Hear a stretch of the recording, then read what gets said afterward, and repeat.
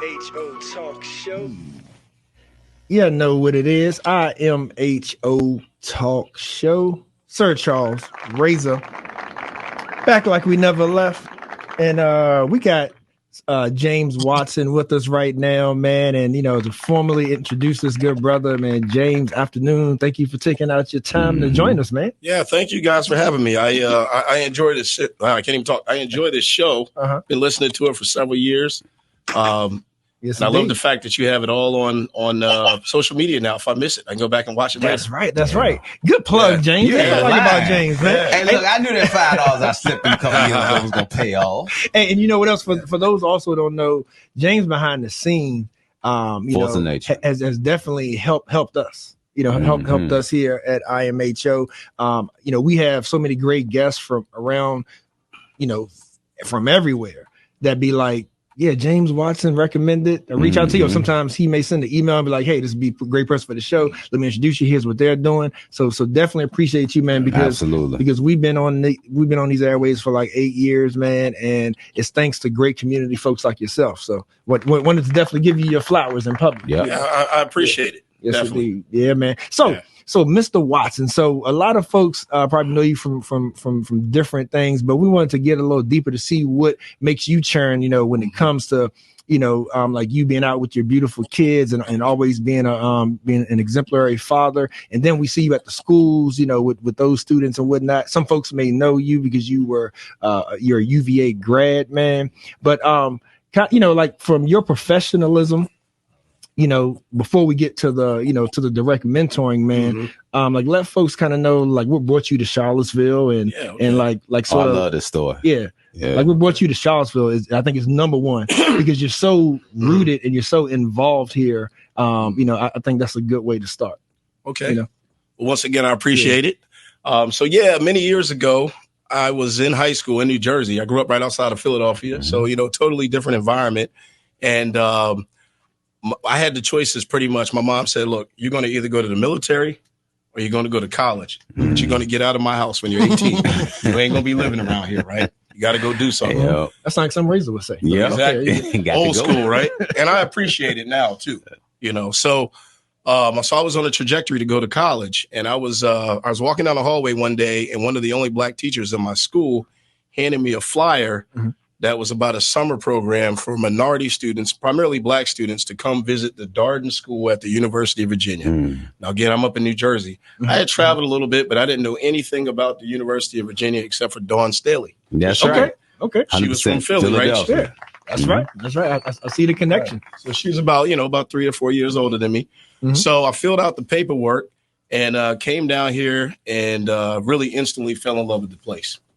At the time, what the university used to do years ago, and they used to probably more actively recruit minority students back then, they would have a summer program where they had all the football players who were accepted, the basketball players, the minority kids that were about to transition to be first years, upward bound, and any other minority program all at the same time.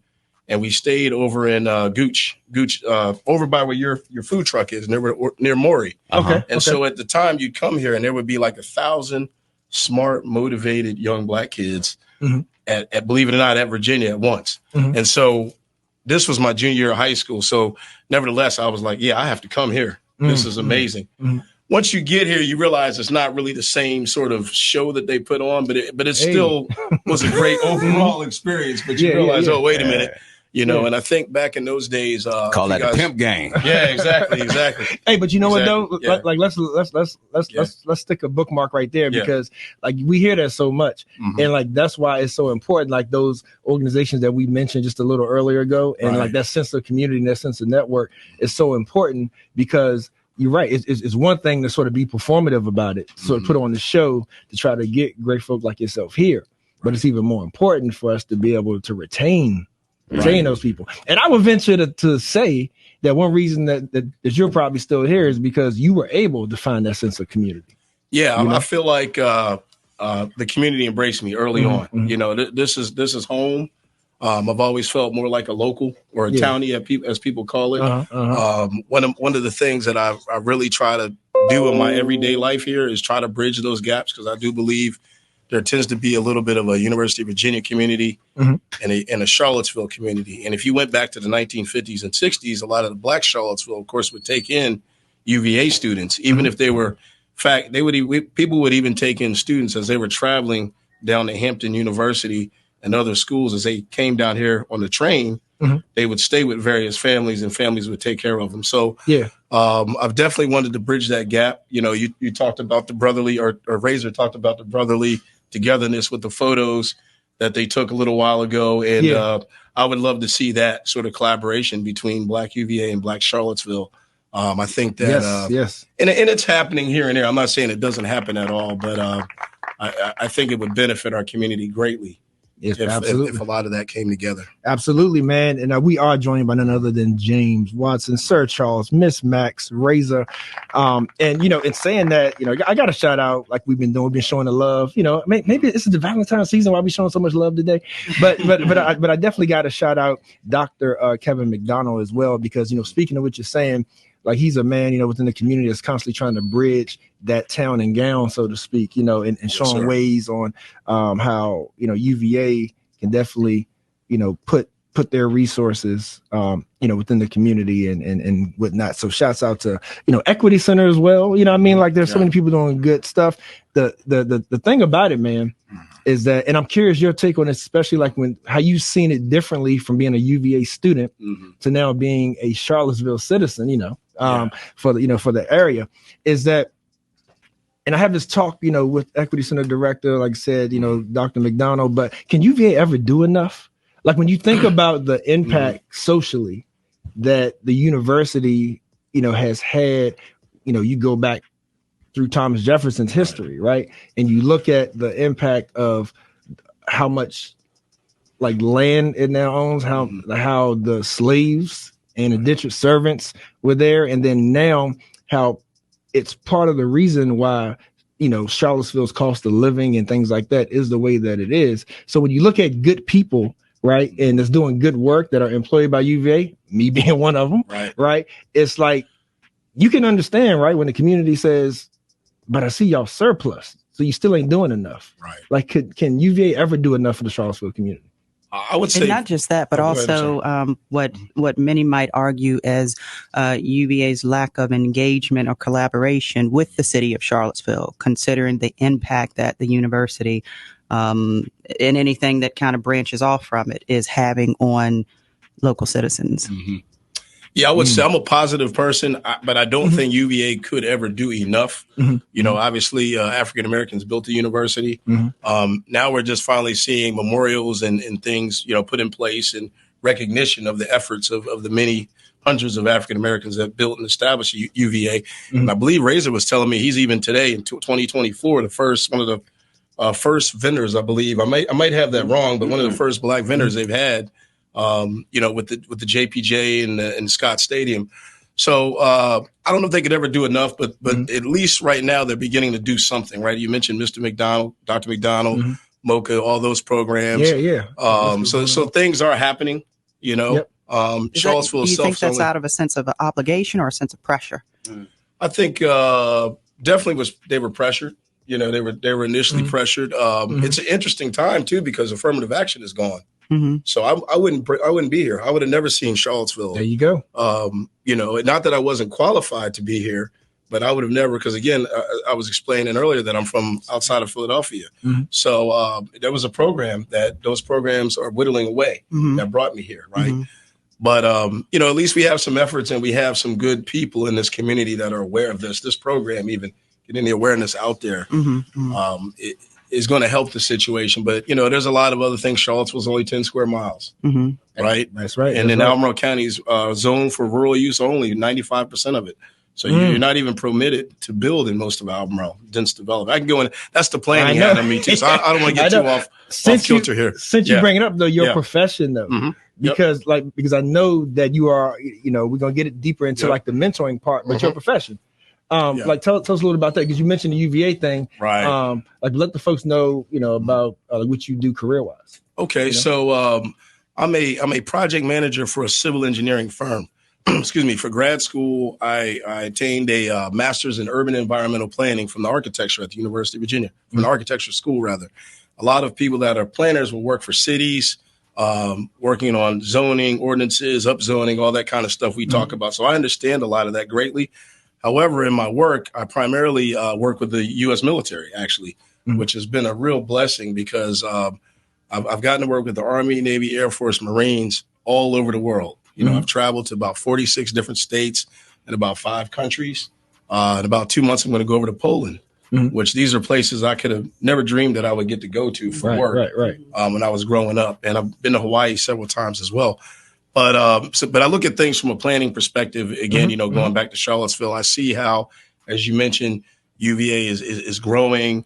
You know, it brings money, but it also it reduces housing stock and other opportunities more often than not for the families that have been here for many, many years, working at the university, even cleaning the rooms, you know, repairing things, you know. So, you know, that's something that we all collectively, the people in this room, the people listening, we all have to work to combat that and change and create, you know, more opportunities, again, for the youth and the folks that have been here for a long time. Now, what did mentoring look like in that sector?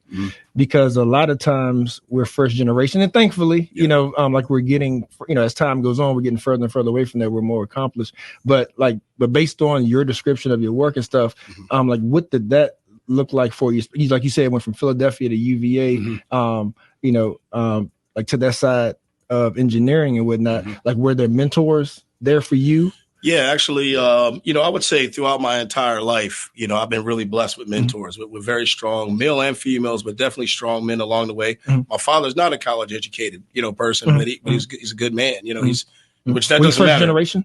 I wasn't a first generation because my mother did go to college. And she was a teacher. My dad was in the Army. But you know, when I came here, Rob Archer, who runs the code, he's one of my mentors. There you go. He, you know, he owned a yogurt store in Charlottesville, and he was at Darden at the time as a student. When I came back as a junior, in high school. So him, Juan Wade, you know, there's a lot of people that I've been able to look at and say, yeah, I love the way this man operates. Yeah.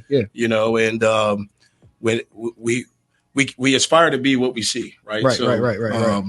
So yeah, there's been people along the way in this town. Yeah. And that's so important, Max, because when people think about mentoring, a lot of times we think, okay, so you got to have some like well-to-do adult that finds a kid like that doesn't know what direction to go. But mentoring has so many faces to it, right? Right. And that's so important because you know, one thing in the Charlottesville area, one crisis that we have are our young adults. Like the in between, okay, you know, I could finish high school, but I don't feel like I'm college material. So then, A, can I get a job? 2, can I provide for myself? Can I put a roof over my head? You know, or am I bouncing job to job? You know what I mean? And kind of not getting that focus. So that level of mentoring, you being a young adult and having those men to be like, yo, you can do this. Like, and let me, you know, give you a hand.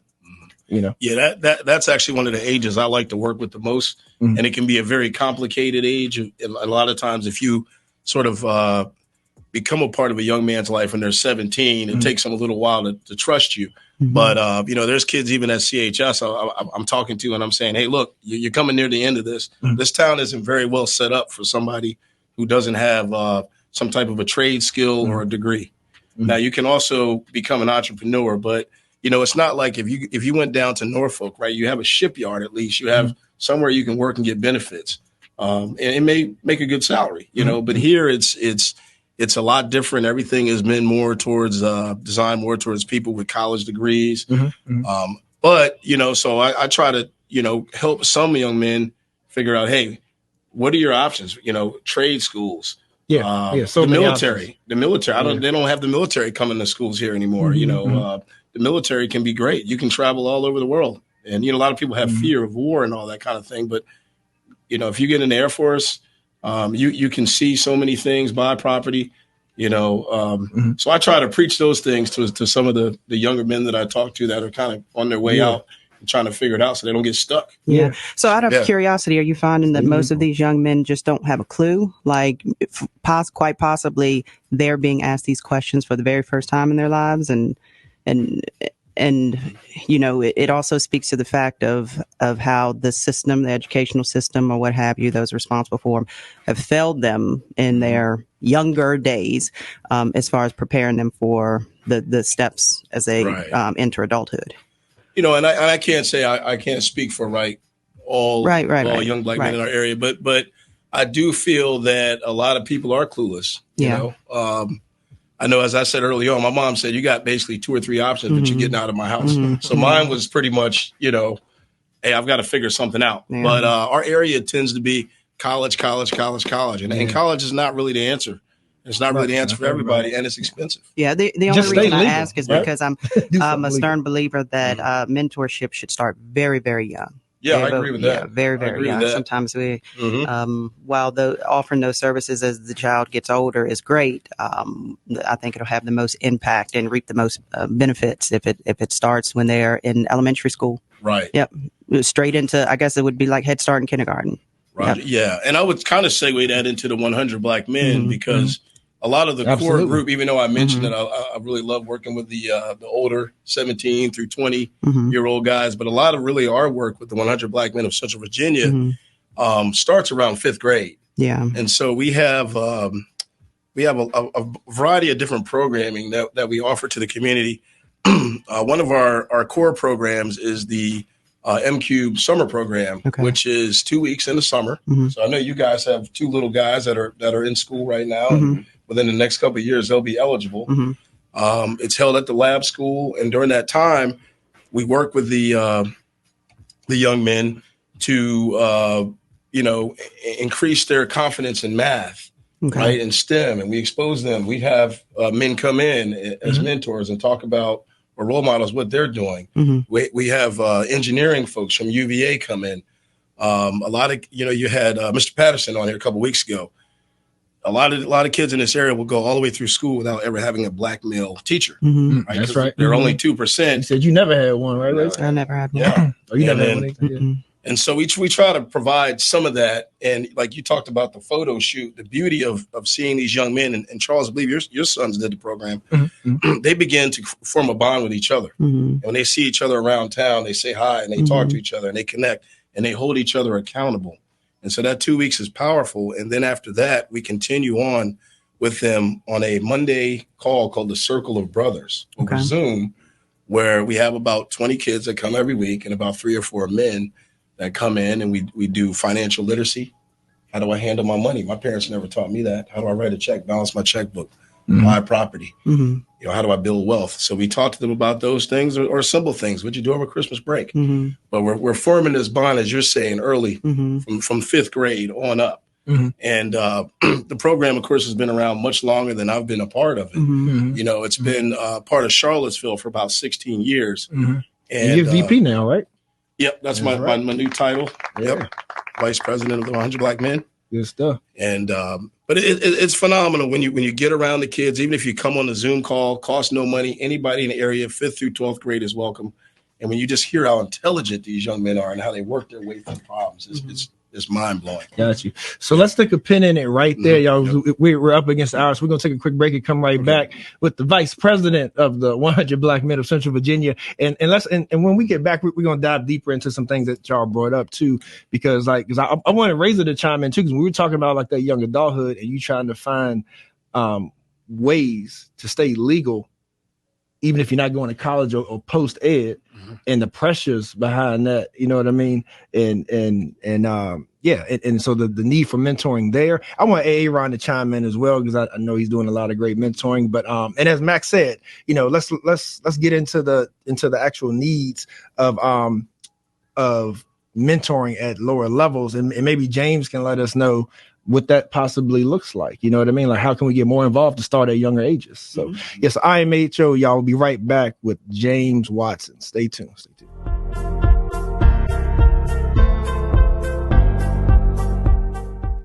Yes, indeed. Back like we never left. I am HO Talk Show. Sir Charles, Miss Max, Razor, even got Aaron up in the place. Yeah. And speaking of Razor, got Razor over in the production room. Razor. Hey, can you hear me? Man, we can hear you, bro. Hey, that's look at God. It's like you never left. That's right. That's why I say what I say, like James.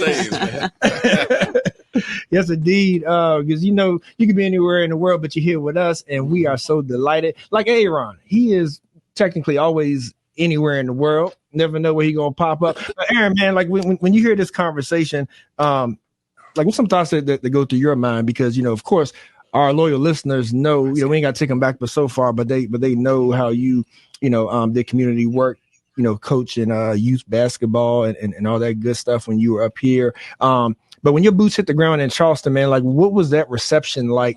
And like what drove you to be like, it's a part of who I am to volunteer, to mentor? Yeah, one correction. I'm in Columbia. I'm sorry, I keep saying Charleston. Hey, look, but I was trying to help you out because I don't want people looking for you. You know what I mean? So I was trying to throw them off a little bit.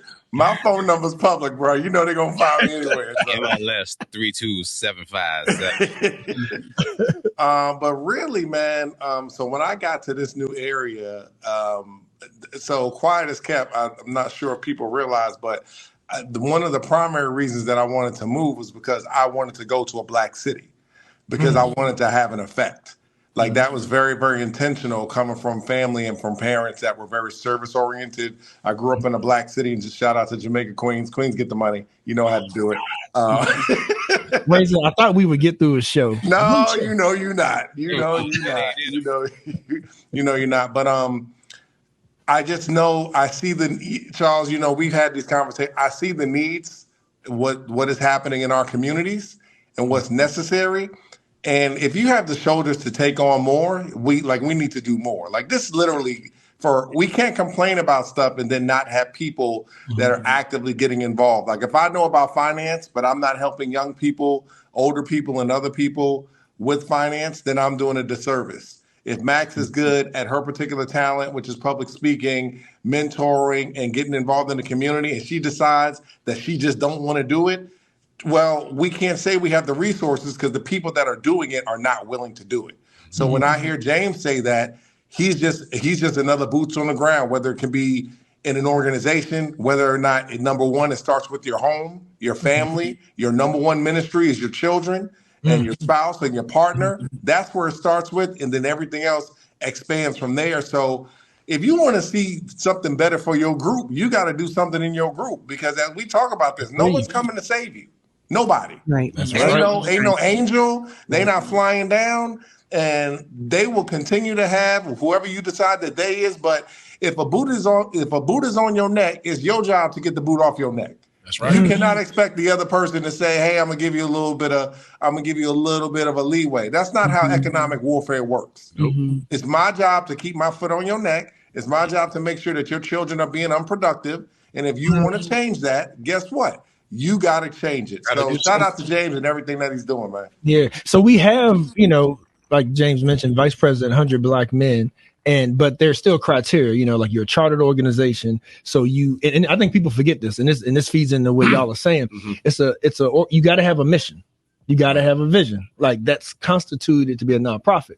So what we do a lot of times is people will look at the 100 Black men and be like, why y'all started 5th grade? Or why the kids got to have this and have that? Now, realizing that there's other organizations as well that may be filling other gaps. And if they're not, to Aaron's point, we need to be creating those other organizations to make sure that we cover the gamut. But that's my question to everybody, though.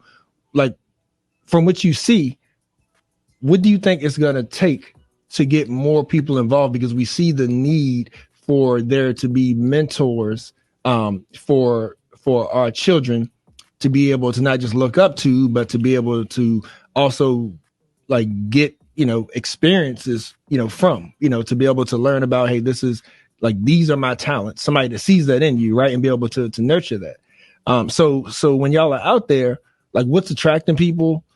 What's missing? How can we get people involved? Right. That's a good question. Yeah, right. I think that's what Max was asking earlier. Like we got to start younger, but to start younger, we got to figure out how to get more Jameses, more Aaron. Yeah. And that's the thing. We need the capacity, right? We need the people. You know, one thing too, that would kind of help with some of that is the various groups that we have. Because one good thing about Charlottesville, there are plenty of positive organizations, City of Promise, absolutely, Prolific Run Crew, the Uru Foundation. You can go on and on. What I would love to see is probably a monthly call or collaboration where we start combining resources, because there's something appealing, almost sexy about some of these groups, at least to me, right? I mean, the logos, what people are doing, what they're posting, what's actually happening, Cav Futures even. So, you know, we probably need to, again, you know, start meeting on a monthly basis. And then, because a lot of times we're all working with the same kids, even Mocha as well, with UVA. Where a lot of us will show up or you'll show up to a school and somebody just left, right? So I think if we can combine forces where it's possible, you know, that'll help. And as that energy grows, more people say, hey, I want to be part of that. I don't want to be left on the sideline. I want to be part of making people better. And hey, Charles, can I say something? Real quick. The resources can be different. If you don't have the time per se, you may have some money. And by donating money and stuff can then empower the folks who have boots on the ground to do more for the kids or provide more for the kids. So, I mean, so it helps in different facets. Yes, sir. Hey, one thing I want to say about the boots on the ground part is that a lot of the organizations that you just named, me included, never had any discipleship. So we don't always know exactly what to give these kids, like a blueprint for them to follow. I know for where I am, with all the rooms that I walk into, with all the firsts that I have, I'm also a person who is an ex-con.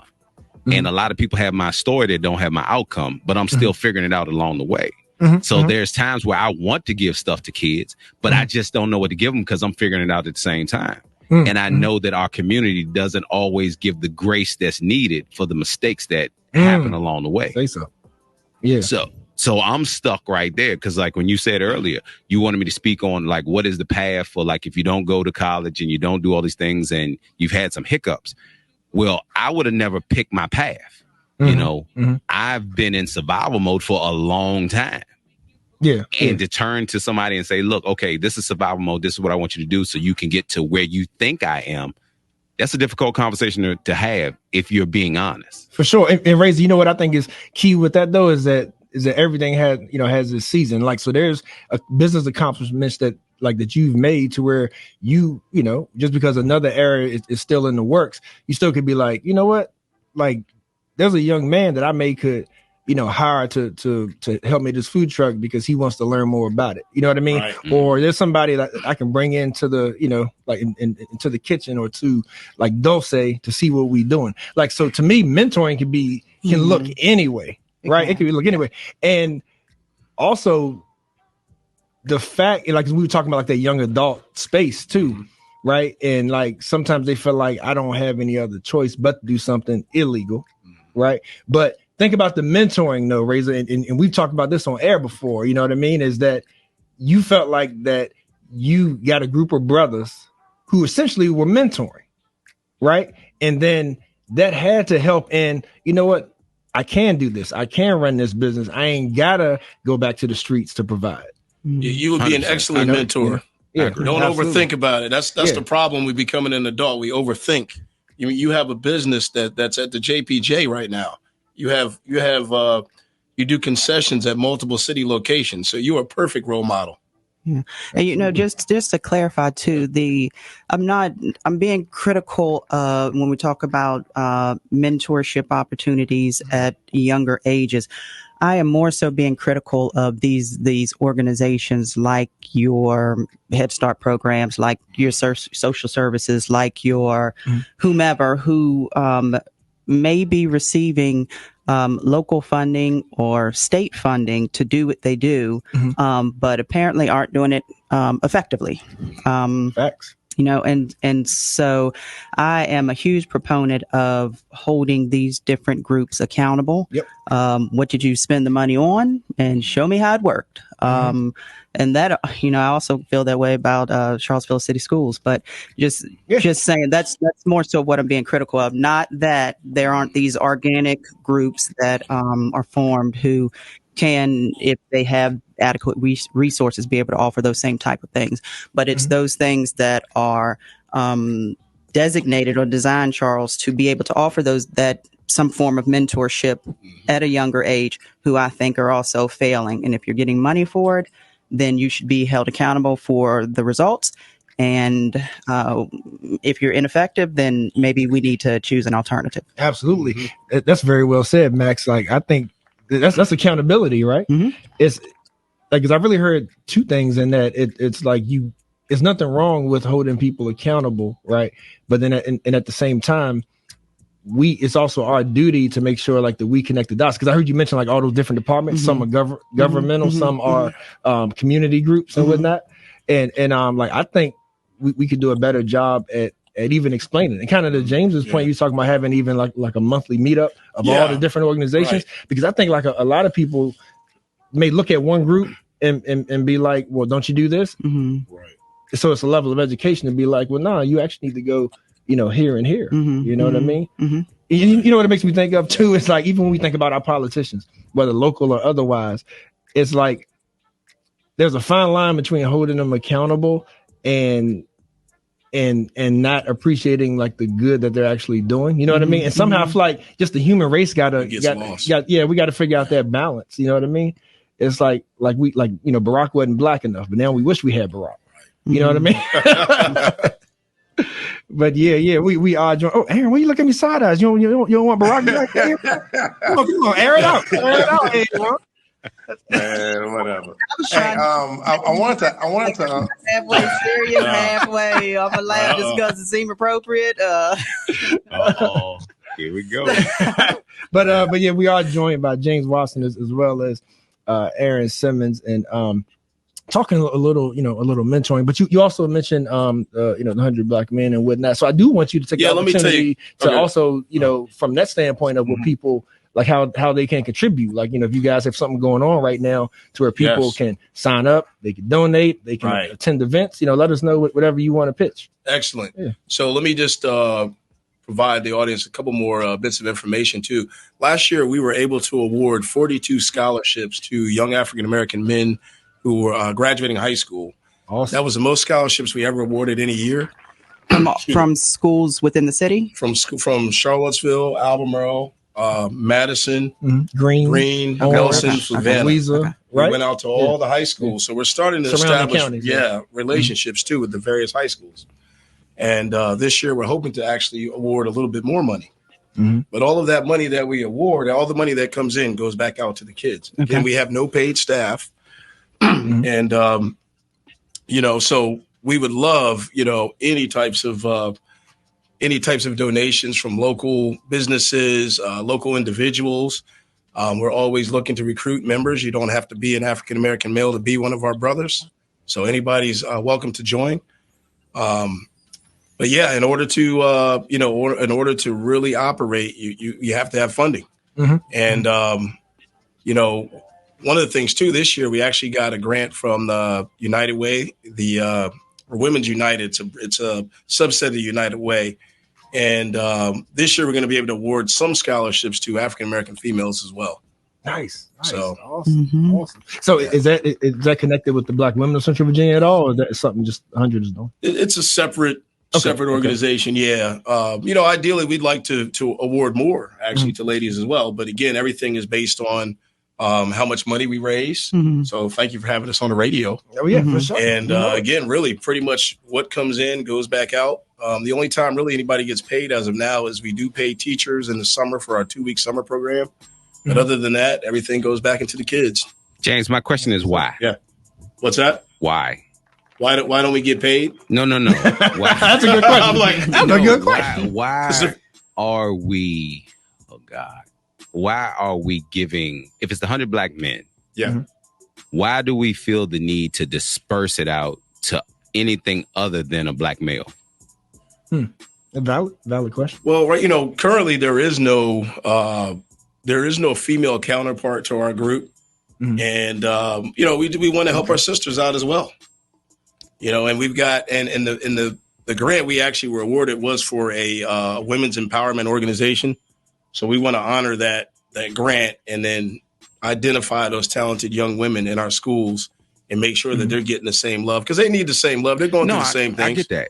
I'm just saying, what my fear is that instead of us developing 100 black women that can give the scholarships that are needed, that it's going to be what the United Negro College Fund started out to be. Then it became, instead of Negroes, it's anything that has any type of color that's non-white. Then it became, something else. So and I'm just being honest, and I'm not trying to be racist by no means, but when you say like, you don't have to be black to be part of this, great. Everybody wants to be kumbaya. But over the course of history, that indoctrination has ruined our people and our organizations. And I'm talking about receipts. I'm not talking about what I think will happen in the future. I'm just talking about integration ain't never worked for us. So even if it's for us to help our sisters, why can't we build something that goes for the sisters and keep the 100 black men for the black men? Can I chime in on that real quick too? And I'm curious, James, and everybody's thoughts too. So, Razor, the way I think about that is like, look at it from the business standpoint as well. It's like you got some folk who be like, I'm gonna start a black business in a black neighborhood. I'm gonna serve black people. To me, that's not the best business model because if you look at it on the flip side, other nationalities will take anybody's money. So really, my answer, all of it, like, so to my, but is it a business? Like, so my answer to your question, but that's what I just wanted to draw that analogy because it's on us, it's on the leaders, whoever owns it, whoever is running it, to keep that control, to keep that sanctity and that integrity, right? So so anybody with any resource that wants to contribute to our cause, I personally don't see an issue with that. The issue is we can't sell out. Because what I heard you saying, Razor, because if I'm understanding you, what I heard you saying is that like we essentially sell out and then other folks come in and take control.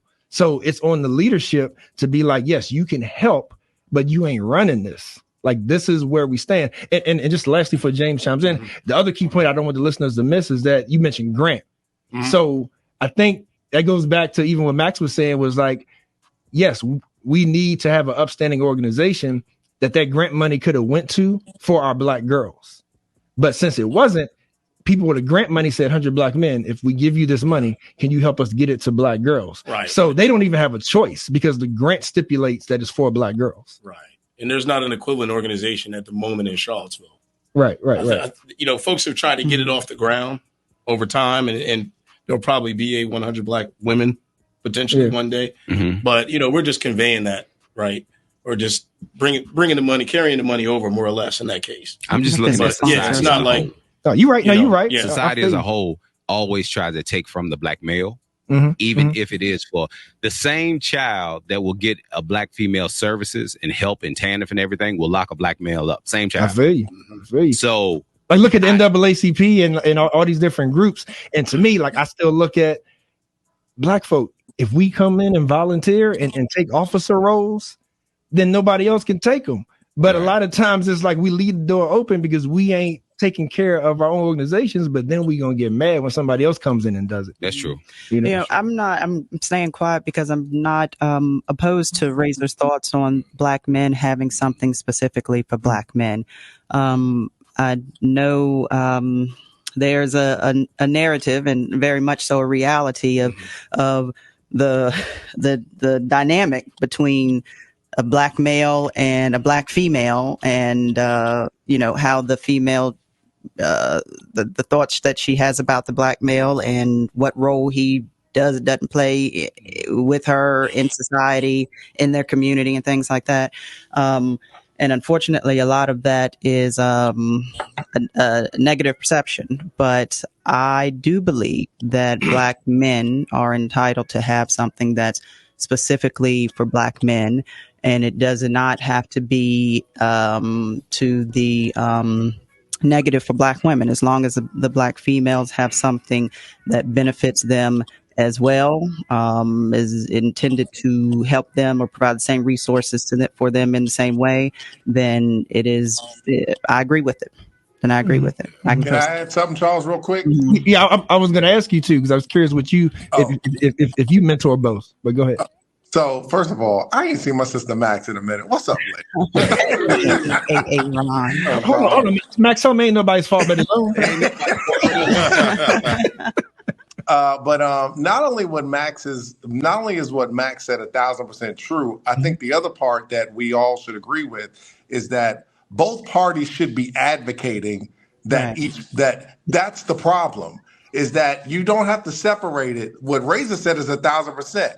The sister should be like, listen, if we need our brothers to have these organizations and it makes them better men by being isolated, 1,000%. The brothers should be saying, ladies, you guys need your own stuff isolated from men, and then we might have something that's inclusive. And I think the problem is and Max said it very, very eloquently, there's this battle, and that battle is totally unnecessary when y'all got the same problem. To give you a little background, Charles, the reason why I volunteer is because I deal with children, and I have children.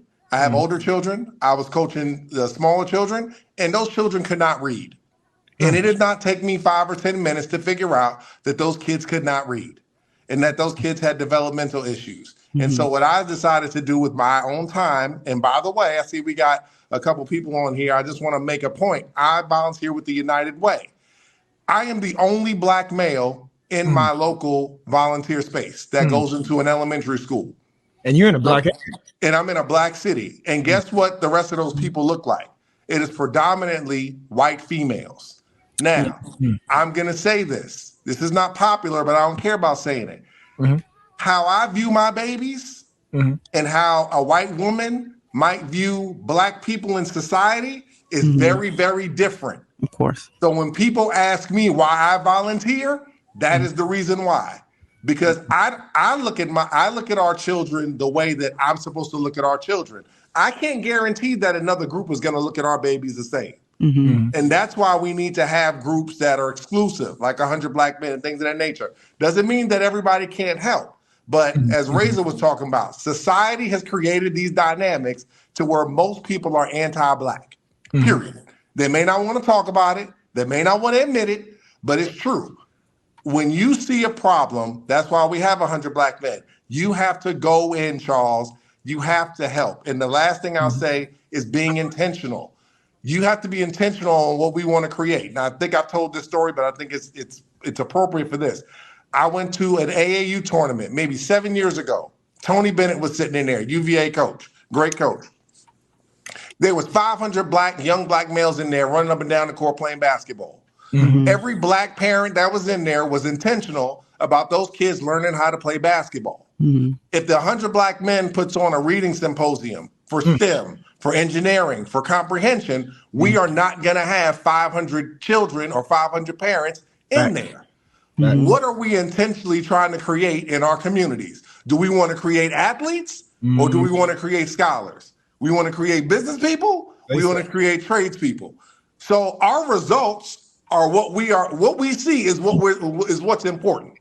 Period. What we see is whether we like it or not. If we got a bunch of R&B singers running around, that's because we think R&B singers are important. But if we got a bunch of students and scholars running around, we might change that. If we got a bunch of Razors running around, a bunch of Charles, a bunch of Mr. Watsons running around, bunch of Charles. But that's what I'm saying. If we got business people running around, that's what we decided to make a shift. And that's the thing that I think we're having trouble with admitting is maybe some of the things that we think are very important are really not. Thank you for that, man. Thank you for that. Yeah.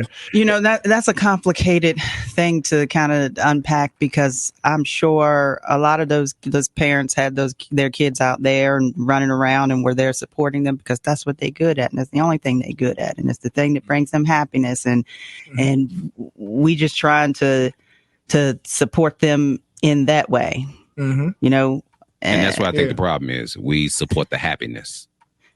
And Max, let me tell you something, Max. That baby, I know that baby. I just talked to a teacher. I know we got to go. I talked to a teacher that's teaching 5th grade children. She says these babies are on kindergarten reading levels since COVID. I get it. No, I'm not defending it at all, but I think that's the mindset of the parents. I agree. Yep. And I would say, can't we do both, though? We can do both. We can do both. You if we're got intentional, we can do both. We are not equipped to do both. How you know we're You speaking for every Black parent right now? And I come from the pimp world. I ain't letting y'all do it.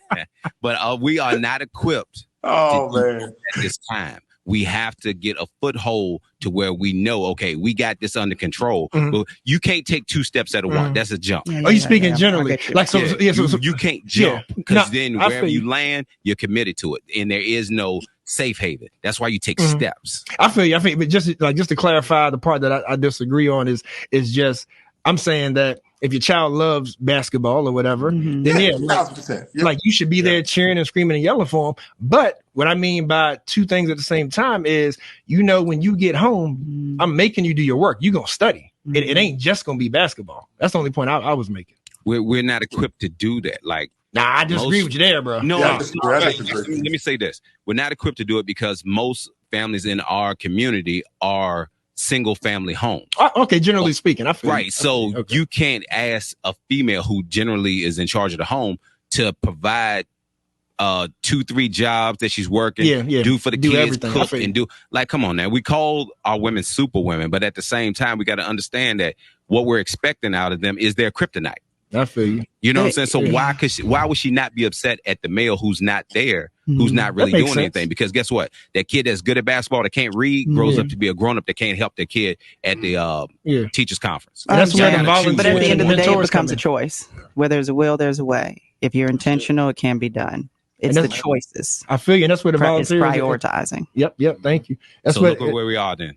Yeah. No, I get you. We didn't chose. What have we chose up to this point? I agree. I agree. But that's where the volunteers and the mentoring comes in. Now, it's another day for another show when we're going to talk about like the family dynamic. Like we talk about mentoring and volunteering, but you're absolutely right. Like we got to have James and Aaron back to talk about like the roles that family plays within the mentoring. Because like James, I know from the 100 nationally, and I don't know about United Way, Aaron, like with y'all's like criteria and what do you call it, like the mentor training module is. But one thing that mentor organizations should be teaching, I know 100 teaches, is that you are not the parent.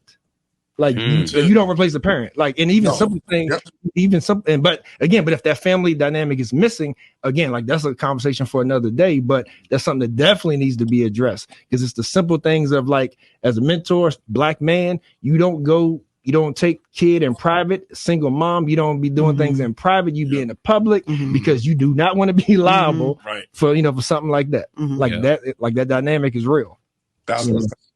Yeah. But hey, James, thank you for joining us. Hey, Aaron, thank you. Y'all both can hang out as long as you want. We are coming right back, and we're going to talk about, speaking of family dynamics, we're going to be talking about insurance versus crowdfunding, because Black people, I'm tired of seeing us not having our finances in order, and then we get the GoFundMe accounts, y'all. We're going to talk about it. Let's get some things in order, and I hope Aaron can stay on for that conversation. But James, I'm here. But James, but thank you for joining us, and you can hang out with us too, brother, if you want. But let the folks know how to reach you and your organization. Yeah, hey, thanks again for having me on. I've enjoyed this conversation. I've learned a lot. You guys can find us really the simple way. Just Google 100 Black Men of Central Virginia. We would love to add some more members. We also would love donations. So again, if you are just a local community member, a local business, we'd love your donation so we can operate and keep these programs going. Absolutely. Thank you. Thank you. I am HO Talk Show.